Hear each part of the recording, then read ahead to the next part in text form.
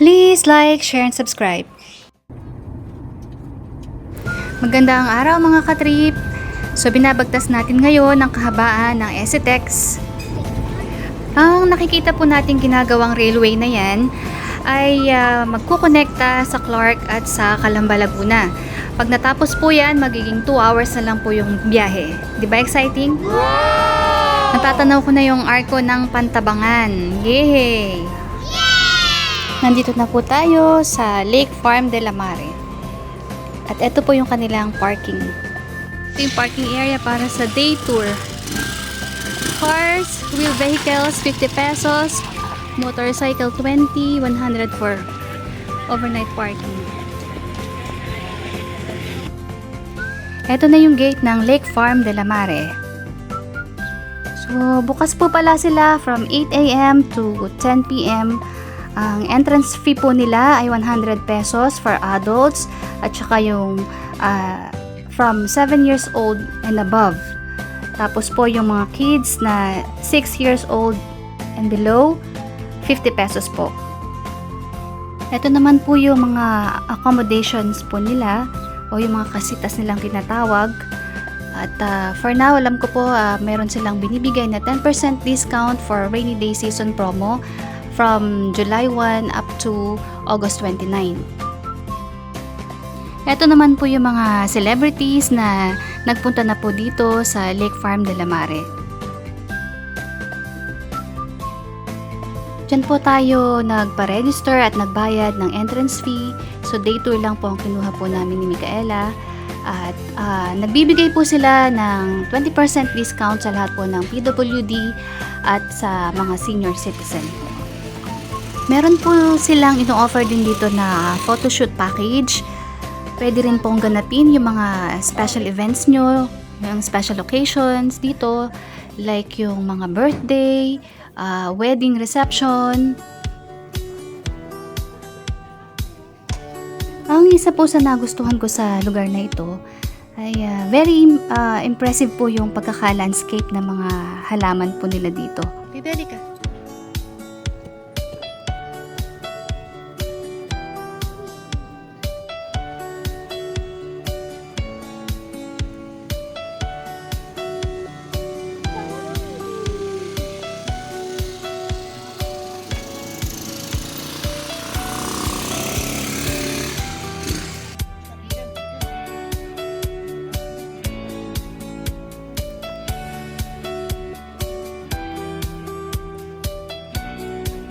Yan po yung kanilang restaurant dito. Tara po, silipin po natin yung loob. Wow, napakaganda po nung pagkaka-design nito. Puro mga local yung ginamit na materials. Napakarami din pong mga spot dito kung saan pwede po kayong magpa-picture. Meron din po silang napakagandang view ng Pantabangan Lake o yung tinatawag nilang Intang Lake.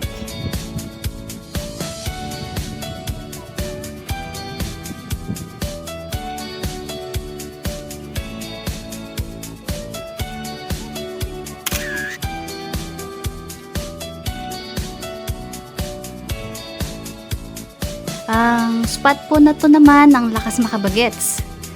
Naalala ko tuloy yung movie na Up.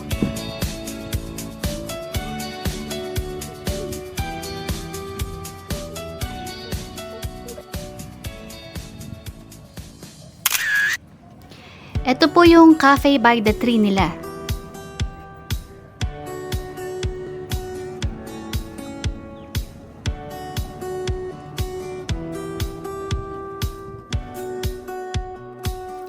Ito naman po yung tinatawag nilang 5,000 roses na sinisindihan po nila paggabi.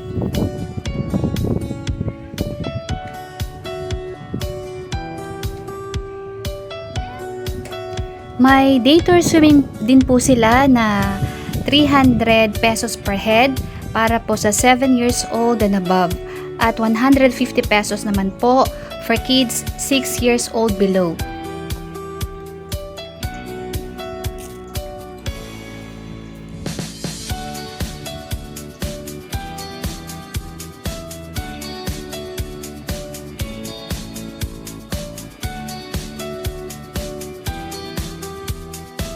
Yan yung kanilang Casita de Venerando. Ito ay good for 2 packs, maximum of 4 packs. May additional po sila na 1,200 per packs. May kasama na po dun yung entrance fee, Wi-Fi access, pool access and sauna, at saka may complimentary breakfast.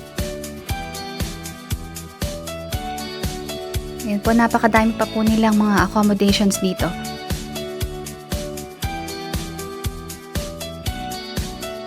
Kung napansin nyo po, ang lake view po dito sa may Lake Farm de la Mare at saka po dun sa George Point na pinuntahan po natin dun sa previous episode po natin sa ating vlog sa YouTube. Dahil po magkatabi lang po sila, mauna lang po ng konti itong Lake Farm de la Mare. Ayun po, natatanaw po natin yung windmill ng George Point from here.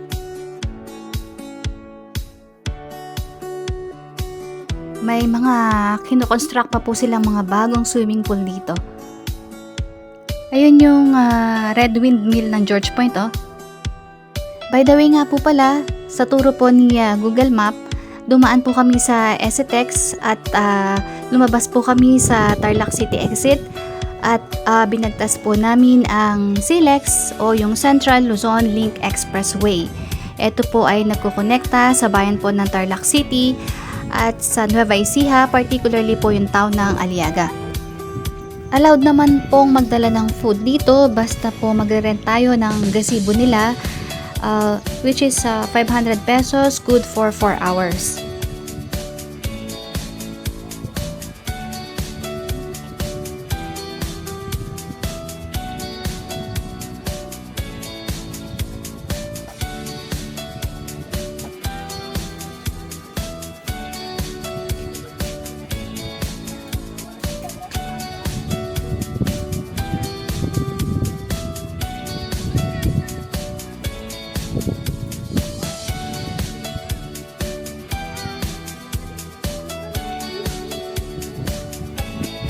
Yan, nagpapatila lang tayo ng ulan.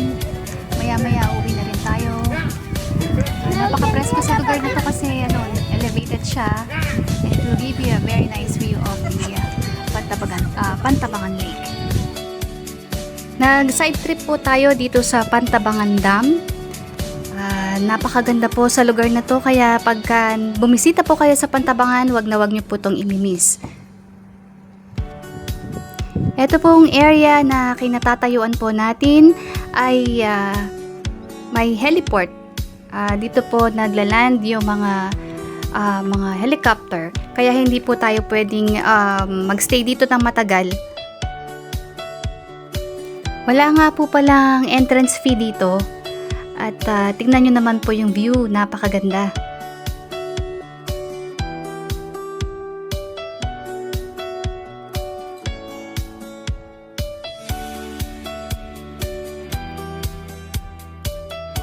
Dito po sa Pantabangan Dam, dumadaloy po yung tubig ng Pampanga River. At multipurpose po yung dam na ito kasi siya po yung nagpo-provide ng water para po sa irrigation ng mga palayan po dito, ng mga bukid. Gayun din po ng hydroelectric power para po naman sa electricity. Yun naman pong Pantabangan Lake, malaki po yung naitutulong nun sa flood control.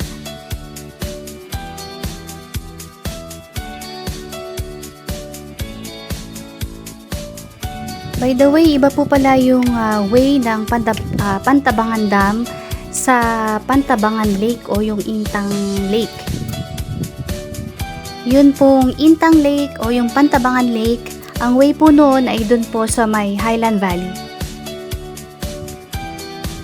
Bata pa ako, naririnig ko na tong Pantabangan Dam na to, no?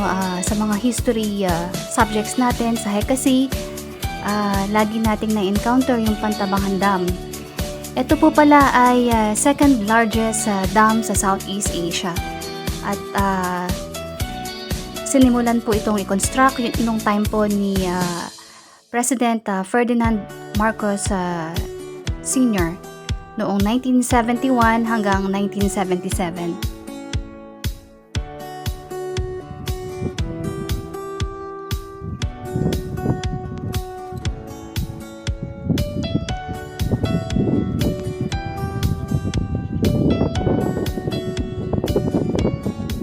Thank you for watching.